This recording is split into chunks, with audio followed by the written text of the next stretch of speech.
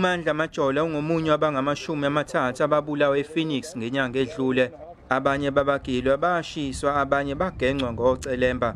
Umndeni kaMajola ubungekho enkantolo namuhla ngesikhathi ukuqhubeka isicelo sebail sezelamani zakwaGovender UDylan nomangalelwa wesithathu uJacinthra. Umeli wezelamani uAdvocate Casey Naidoo utshele inkantolo ukuthi isizathu sokushenxa kwakhe kumeleni laba simalana nezimiso zakhe zomsebenzi nobuqotho babo njengabameli. Ngaphandle kwenkantolo bekugcwele amalungu amaqembu ezombusazwe eqashwe amasosha namaphoyisa. Lamaqembu ezombusazwe abezonxenxa inkantolo ukuba ingabanika abasolwa ibail. Kahle kahle abantu abathintekile nabantu abalinyalele nabantu abahanjelwe izihlobo nabantwana umphakathi esulidayo nathi. So nathi sizophikisana nokutholakala kwebail, sithi phansi ngebail kubabulali. Asifuni ukuphazamisa ukusebenza komthetho, sithi awudedele usebenze ngendlela osebenza ngayo ngaphandle kokuphazanyisa.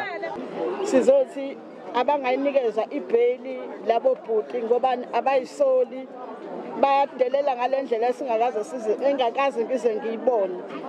Akushintshwe ama-magistrate. Angeke kwenzeke ukuthi abantu bakithi babulawe amandiya bese kuzothi ama-magistrate kube amandiya.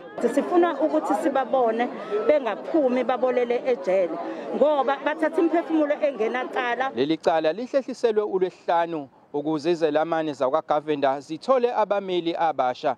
Kanti nomangalelwa wesithathu uJacinthra kulindeleke ukuthi afake isicelo sakhe sebail ngoLwesihlanu.